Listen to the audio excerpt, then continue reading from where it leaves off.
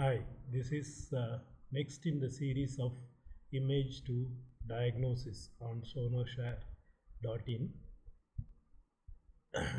covering the fetal medicine.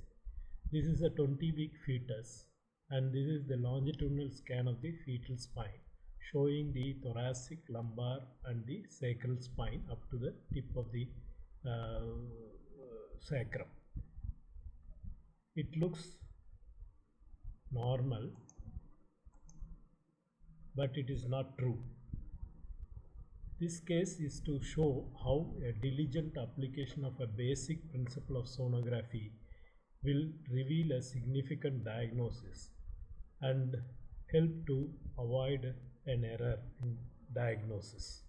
If you would like to go through the workup of this particular fetus and for the final diagnosis, please log on to sonography.in and go to the section of image to diagnosis and go to the this particular image to diagnosis basic principles 2 covering the fetal spine.